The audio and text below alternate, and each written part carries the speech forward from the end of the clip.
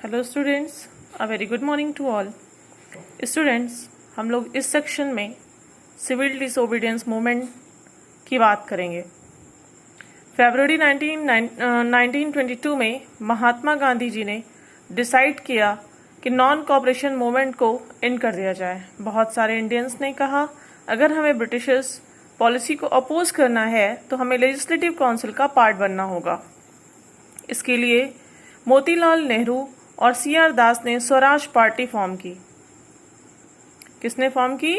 मोतीलाल नेहरू और सीआर दास ने Swaraj party form की। जवाहरलाल नेहरू और सुभाष चंद्र बोस जी ने इस पार्टी को फॉर्म नहीं किया, क्योंकि इस पार्टी को सपोर्ट नहीं किया क्योंकि वो मूवमेंट के थ्रू इंडिपेंडेंस गेन करना चाहते थे। 1930 में जो सिविल डिसोबीडियंस मूवमेंट स्टार्ट हुई, उसके स्टार्ट होने के दो रीज़न थे। पहला रीज़न ये था 1927 में Simon commission. When the Simon commission arrived in India in 1928।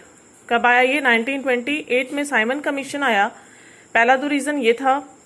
और सिविल डिसोबीडियंस मूवमेंट स्टार्ट होने के दो रीज़न थे। कौन कौन से? पहला 1928 का साइमन कमीशन, दूसरा 1929 में हुए ग्रेट इकोनॉमिक डिप्रेशन। ओके, तो सबसे पहले हम लोग बात करेंगे 1928 में जो साइमन कमीशन आया था, साइमन कमीशन के बारे में। The Indian members of the Central Legislative Assembly expose some drawbacks in the Government of India Act of 1919, जिसकी वजह से साइमन कमीशन फॉर्म हुआ। साइमन कमीशन में टोटल 7 मेंबर्स थे। उनमें से जो उसका चेयरमैन था उसका नाम सर जॉन साइमन था, और इस कमीशन में कोई इंडियन मेंबर नहीं था। इसलिए इंडियंस ने इस कमीशन को बॉयकॉट किया। Moreover, there was no indication of swaraj which was the first priority of Indians. Students, जब ये कमीशन इंडिया पहुंचा तो सब ने इसका ओपोज करना शुरू किया। एक नारा लगाया, साइमन गो बैक।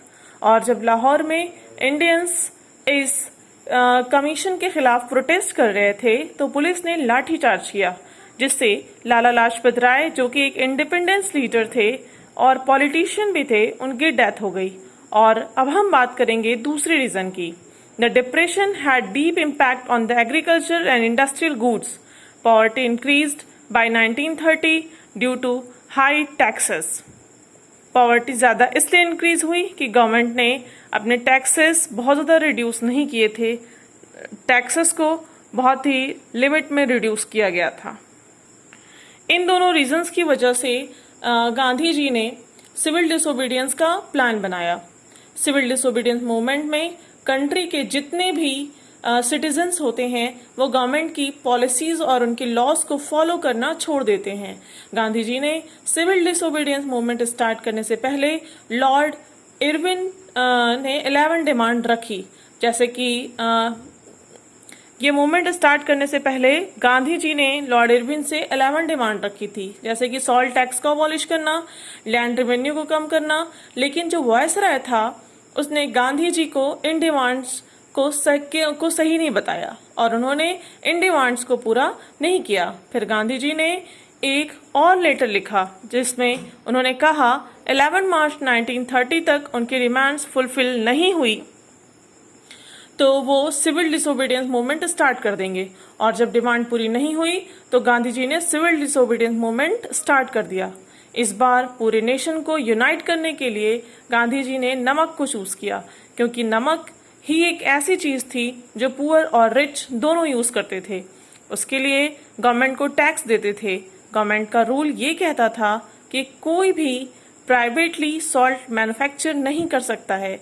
तो गांधी जी ने इस रूल को तोड़ने का प्लान बनाया और दांडी मार्च स्टार्ट किया, जो साबरमती आश्रम टू दांडी अपने 78 फॉलोअर्स के साथ, दांडी गुजरात में कोस्ट है, वहां तक उन्होंने पैदल चलकर 240 मील यात्रा तय की। और रास्ते में जहां जहां वो रुकते थे और भाषण देते थे वहां से लोग पैदल ही गांधी जी के साथ हो लेते थे। दांडी पहुंचते ही गांधी जी के साथ 1000 फॉलोवर्स हो गए थे। वहां पहुंचकर उन्होंने नमक बनाया और भारत देश के लोगों को ये दिखला दिया कि ब्रिटिशर्स हम लोगों को बेवकूफ़ बना रहे हैं। और तब से भारतीयों ने ब्रिटिश गवर्नमेंट को अपोज करना शुरू कर दिया और तभी ये मूवमेंट बहुत पावरफुल होने लगा, जिसको क्रश करने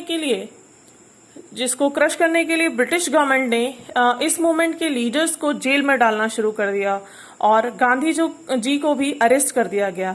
अराउंड 60,000 इंडियंस को जेल में डाल दिया गया। फिर बाद में गांधी जी और लॉर्ड इरविन, जो कि वायसराय थे, उनके बीच में एक एग्रीमेंट साइन हुआ जिसका नाम गांधी इरविन पैक्ट था। इस एग्रीमेंट में लॉर्ड इरविन ने डिमांड की कि सिविल डिसोबीडियंस मूवमेंट को स्टॉप कर दिया जाए। गांधी जी ने न चाहते हुए भी ऐसा किया क्योंकि वो ये चाहते थे कि 60,000 इंडियंस को रिलीज कर दिया जाए। Gandhi ji insisted for second round table conference. ये राउंड टेबल कॉन्फ्रेंस लंदन में अरेंज की गई। महात्मा गांधी और सरोजनी नायडू जी लंदन गए, लेकिन इंडिया के लिए ब्रिटिशर्स ने कोई फ्रूटफुल रिजल्ट नहीं दिया, जिसकी वजह से ये लोग डिसअपॉइंट हो गए और वापस आए। वापस आकर गांधी जी ने सिविल डिसोबीडियंस मूवमेंट को दोबारा स्टार्ट कर दिया, लेकिन लोगों ने सपोर्ट नहीं किया क्योंकि सबको लगता था कि गांधी जी कभी भी मूवमेंट को रोक देते हैं, कभी भी मूवमेंट को ऑफ कर देते हैं। लेकिन स्टूडेंट्स, ऐसा बिल्कुल नहीं था क्योंकि गांधी जी नॉन वायलेंट थे और वो अपने किसी भी फैसले को हिंसा द्वारा नहीं मनवाना चाहते थे। Now I hope this topic is clear. Thank you. Have a nice day.